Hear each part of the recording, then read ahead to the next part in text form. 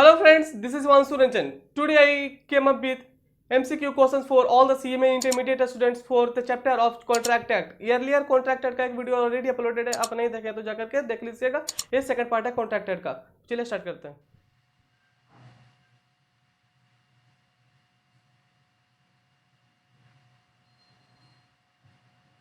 जैसा कि मैं बता दूं आपको, स्टडी हमने क्वेश्चन नंबर 1 से लेकर के क्वेश्चन नंबर 20 तक हम लोग ने डिस्कस कर चुके थे, तो आगे हम लोग आप डिस्कस करने वाले हैं। ठीक है, तो क्वेश्चन नंबर 21 से देखिए। क्वेश्चन नंबर 21 बोलता है N acceptance on telephone should be. एक एक्सेप्टेंस टेलीफोन पे कब माना जाएगा? जब आप किसी को ऑफर दे रहे हैं तो सामने वाला जब एक्सेप्ट कर रहा है तो कब माना जाएगा कि एक्सेप्टेंस हो रहा है।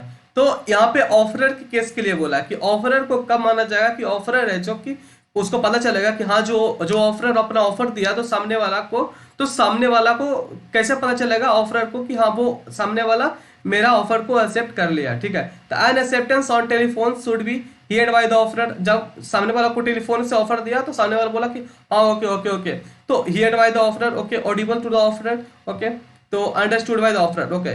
तो इसका क्वेश्चन नंबर 21 का ऑप्शन डी हो जाएगा, ऑल ऑफ द अबव। ठीक है, all of the above, question number 21 का ऑप्शन डी हो जाएगा ऑल ऑफ द अबव। ठीक है फ्रेंड्स, नेक्स्ट हम लोग मूव कर रहे हैं क्वेश्चन नंबर 22। क्वेश्चन नंबर 22 बोलता है consideration in a contract. Consideration in a contract, contract में जो कंसीडरेशन होता है वो आप पहले भी ले सकते हैं, नहीं तो अभी भी ले सकते हैं, मतलब प्रेजेंट में भी ले सकते हैं, या पहले भी ले सकते हैं, या प्रेजेंट में ले सकते हैं, नहीं तो फिर फ्यूचर में भी ले सकते हैं। ठीक है, तो कंसीडरेशन इन ए कॉन्ट्रैक्ट में भी पास्ट, प्रेजेंट और फ्यूचर। ठीक है, consideration in a contract, consideration in a contract में भी पास्ट, प्रेजेंट और फ्यूचर। ओके, क्वेश्चन नंबर 22 का ऑप्शन ए हो जाएगा, कंसीडरेशन इन ए कॉन्ट्रैक्ट में भी पास्ट, प्रेजेंट और फ्यूचर। क्वेश्चन नंबर 22 का ऑप्शन ए। हम लोग नेक्स्ट मूव कर रहे हैं क्वेश्चन नंबर 23 में। क्वेश्चन नंबर 23 बोलता है, क्वेश्चन 23 बोल रहा है कि agreement without consideration is valid when.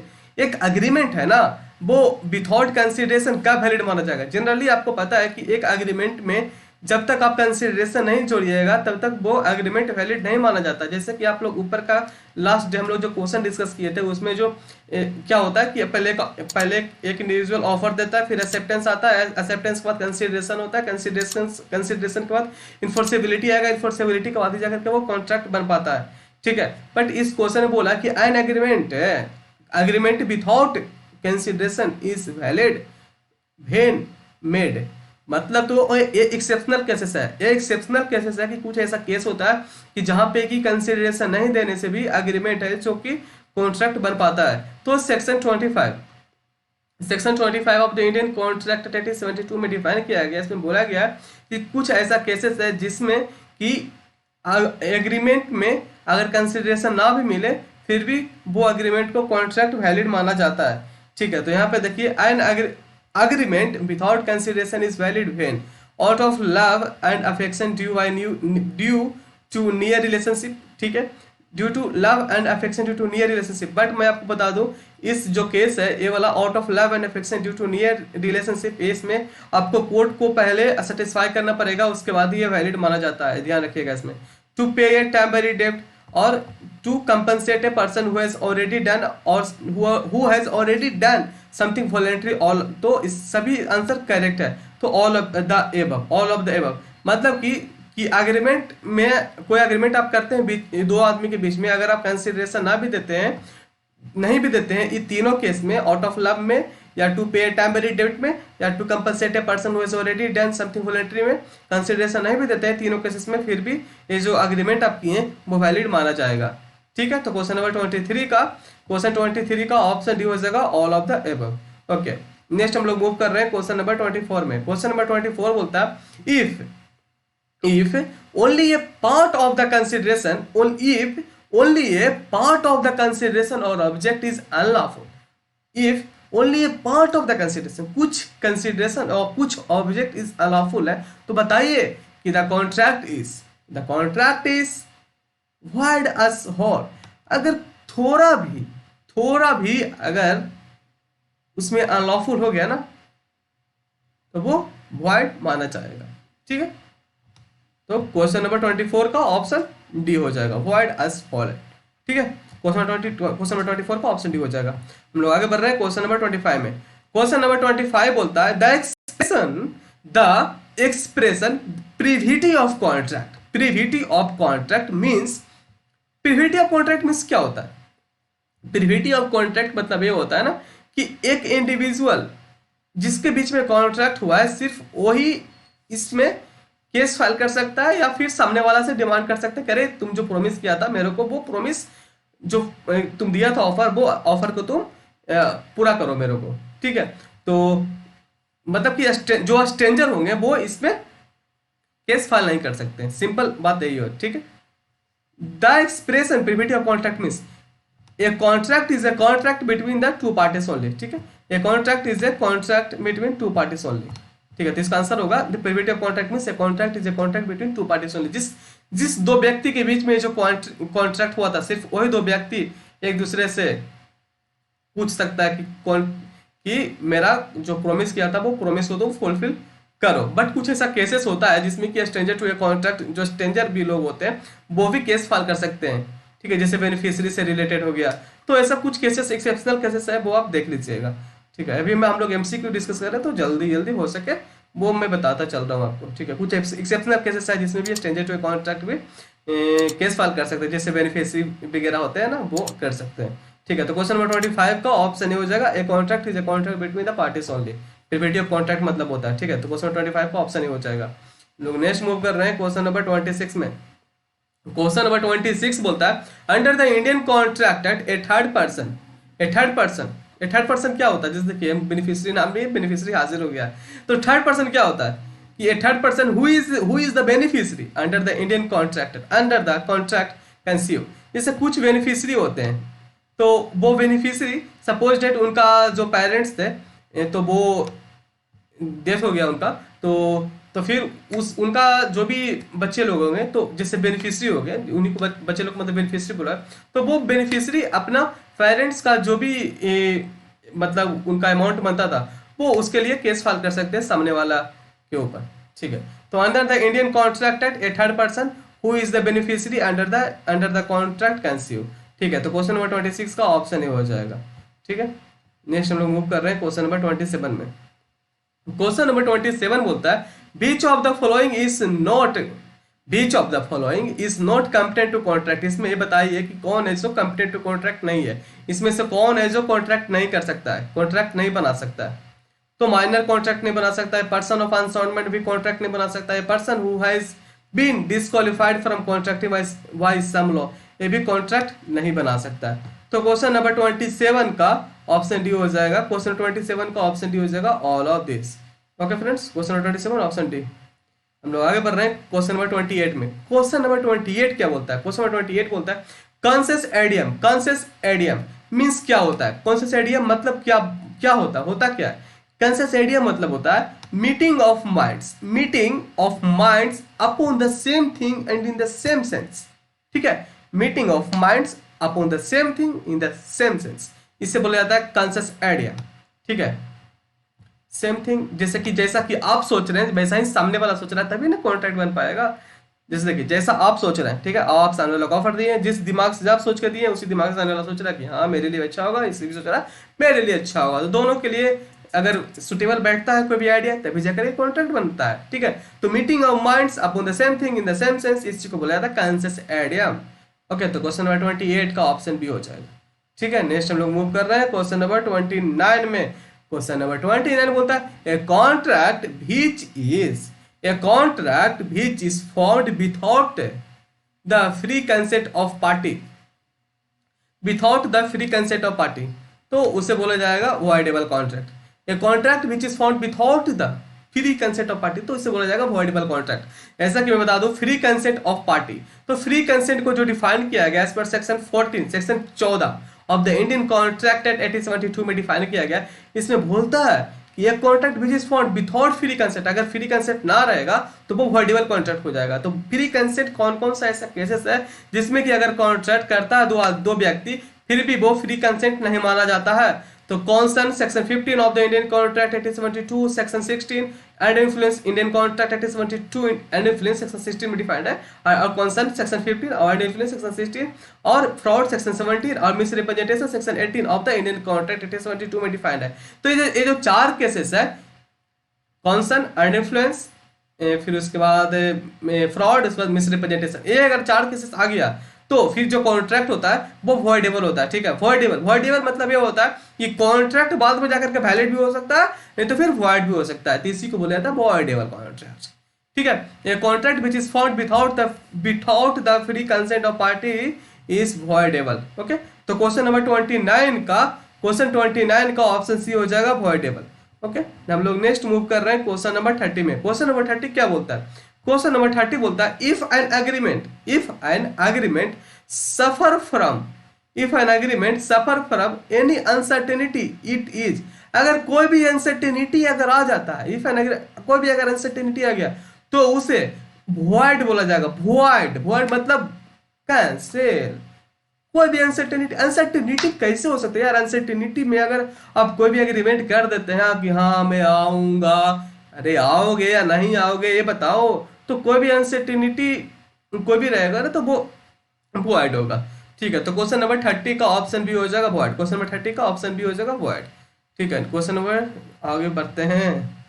Question number 31 बोलता है ऑल इलीगल एग्रीमेंट, जितना भी इलीगल एग्रीमेंट है ना, तो बताइए क्या होगा? ऑल इलीगल एग्रीमेंट और वॉइड एब इनिशियो, जितना भी इलीगल एग्रीमेंट हो जाता है उसे वॉइड एब इनिशियो बोला जाता है। ठीक है, तो वॉइड एब इनिशियो मतलब होता क्या है? वॉइड एब इनिशियो मतलब होता है कि स्टार्टिंग से ही, जब से आप एग्रीमेंट किए तो स्टार्टिंग से ही उसका कोई मतलब ही नहीं बनता था। स्टार्टिंग से ही वो उसको कोई मतलब ही नहीं बनता था, ये समझ लीजिए, कोई मतलब नहीं था। या बना तो लिए बट उसका कोई अस्तित्व नहीं था। ठीक है, वॉइड एब इनिशियो मतलब शुरू से ही वॉइड था। वॉइड एब इनिशियो मतलब शुरू से इसका कोई मतलब नहीं बनता था, कैंसिल था, फालतू था। ठीक है, तो क्वेश्चन नंबर 31 का ऑप्शन हो जाएगा वॉइड एब इनिशियो, ऑल इलीगल एग्रीमेंट। ठीक है, क्वेश्चन नंबर 31 का ऑप्शन ही हो जाएगा। ओके, नेक्स्ट हम लोग मूव कर रहे हैं क्वेश्चन नंबर 32 में। क्वेश्चन नंबर 32 बोलता है a promise to give money और money worth upon the determination or ascertainment of a certain event is known as a wagering agreement। इसका आंसर हो जाएगा wagering agreement। देखिए मैं बताता हूं, इसका आंसर wagering agreement हो गया, आप सुन भी लिए, अब फिर से सुनिए wagering agreement क्या होता है। wagering agreement वो एग्रीमेंट होता है जो कि दो आदमी के बीच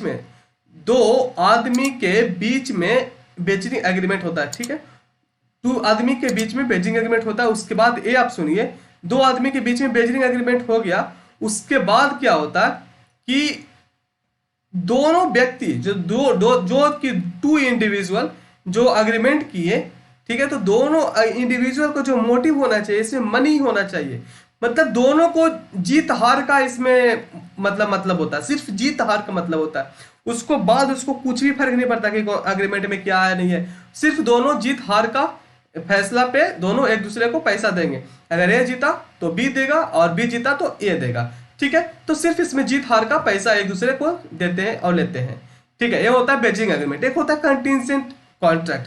तो बेचिंग एग्रीमेंट में जीत हार पे दोनों पैसे लेते हैं, सिर्फ और सिर्फ इसमें इन लोगों को पैसा सही मतलब है और किसी चीज से इन लोगों का मतलब नहीं है। ठीक है, बट एक होता है कंटिजेंट कॉन्ट्रैक्ट। कंटिजेंट कॉन्ट्रैक्ट में क्या होता है ना कि इसमें लोगों को सिर्फ पैसा से नहीं, इन लोगों को टोटल जो अग्रीमेंट किए टोटल चीज पे इन लोगों को मतलब है, सिर्फ इन लोगों को पैसा से मतलब नहीं, इन लोगों को टोटल चीज से मतलब है। और मैं बता दूं जो बेचिंग एग्रीमेंट है वो वॉइड होता है, बेचिंग एग्रीमेंट वॉइड होता है, और जो कंटिजेंट कॉन्ट्रैक्ट होता है ना, कंटिजेंट कॉन्ट्रैक्ट, ये वैलिड होता है। ठीक है, चलो आगे बढ़ते हैं। क्वेश्चन नंबर 32 का ऑप्शन ए हो गया बेचिंग एग्रीमेंट। आगे बढ़ो, क्वेश्चन नंबर 33 बोलता है a contingent contract is a contract to do or not to do some events collated to such contract does or does not happen. देखिए friends, इसमें आपको कुछ नहीं कर सकते। इसमें ऐसा है कि आपको डेफिनेशन याद करना होगा। ये प्योर डेफिनेशन पूछा है, लिखा हुआ है a contingent contract is a contract to do or not to do some event collated to such contract does or does not happen. ठीक है, does or does not happen मतलब इसका पूरा डेफिनेशन मैं पढ़ रहा हूं। तो क्वेश्चन नंबर 33 का ऑप्शन बी हो जाएगा, क्वेश्चन नंबर 33 का option B does not happen. Okay, next हम लोग मूव कर रहे हैं क्वेश्चन नंबर 34। क्वेश्चन नंबर 34 बोलता है the phrase quantum merit literally means quantum merit literally means क्या होता है? क्वांटम मेरिट मतलब होता क्या है? क्वांटम मेरिट मतलब होता है as much as and, as much as and, ठीक है। क्वांटम मेरिट मतलब होता है as much as and। Question number 34 का ऑप्शन ए हो जाएगा as much as and, ठीक है। क्वेश्चन नंबर 34 का ऑप्शन ए हो जाएगा। हम लोग नेक्स्ट मूव कर रहे हैं क्वेश्चन नंबर 35। क्वेश्चन नंबर 35 बोलता है which of the following is the essential ingredient of the contract of indemnity. तो फर्स्ट ऑफ ऑल ये जान लीजिए कि इंडेमनिटी, कॉन्ट्रैक्ट ऑफ इंडेमनिटी में 2 पर्सन होते हैं। एक होता है इंडेमनिफाई, एक होता है इंडेमनिफायर, एक होता है इंडेमनिफाई। इंडेमनिफायर, इंडेमनिफाई इस सिंपल ऐसा समझ लीजिए, एक बिजनेसमैन होता है, अगर उसको कुछ भी अगर नुकसान हो जाता है ना, तो इसके लिए वो सोचता है कि चलो इस टेंशन को दूर नहीं करने के लिए वो इंश्योरेंस कंपनी से अपना इंश्योरेंस करवा लेता है। तो अगर कुछ भी नुकसान अगर बिजनेस में हो जाता है तो इंश्योरेंस कंपनी उस नुकसान को भरपाई कर देता है। यही होता है कॉन्ट्रैक्ट ऑफ इंडेमनिटी। ओके, तो क्वेश्चन नंबर 35 बोलता है कि which of the following is the essential ingredient. Essential ingredient कौन कौन है? The contract to make good for loss. Okay, हाँ, तो कॉन्ट्रैक्ट गुड फॉर लॉस ये भी सही है। नहीं, यहाँ पे तो कुछ अलग ही है, मतलब नीचे ऑल ऑफ द एबव लिखा हुआ है, तो यहाँ पे आंसर आपका ऑल ऑफ द एबव ही होगा। एक बार फिर भी मैं आप लोग के लिए पूरा ऑप्शन पढ़ लेता हूँ। Contract to make good for loss, loss must be cost to the indemnity holder. Okay, ये भी सही है। Loss may be caused by promisor or any other person. ठीक है friends,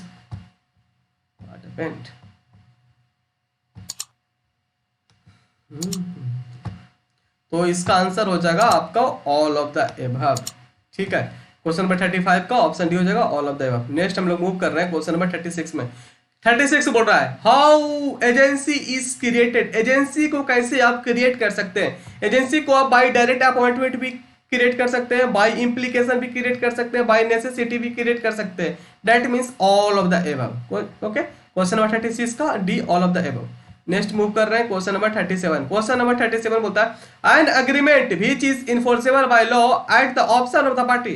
an agreement enforceable by law, agreement है ना, वो enforceable तभी होगा जब सामने वाला व्यक्ति के पास ऑप्शन है कि वो कॉन्ट्रैक्ट को वैलिड कर भी सकता है तो नहीं भी कर सकता है। तो वो कब कब ये जो ऑप्शन है कब कब आता है? ये आता है आपको कॉन्सर्न्स जो कि सेक्शन 15 में डिफाइंड है, एंड इन्फ्लुएंस जो कि सेक्शन 16 में डिफाइंड है, फ्रॉड जो कि सेक्शन 17 में डिफाइंड है, एंड इन्फ्लुएंस बता दिए, फ्रॉड मिस रिप्रेजेंटेशन। ठीक है, ये जो 4 केसेस होता है, concern, influence, fraud, miss representation, ये जो 4 केसेस होता है, इसमें सामने वाले व्यक्ति के ऊपर डिपेंड करता है कि सामने वाला व्यक्ति कॉन्ट्रैक्ट को करना चाहता या है कॉन्ट्रैक्ट करना चाहता या नहीं करना चाहता। अगर कॉन्ट्रैक्ट करना चाहता तो ठीक है, कॉन्ट्रैक्ट नहीं करना चाहता तो वॉइड है। तो ये वॉइडेबल कॉन्ट्रैक्ट के अंदर आता है।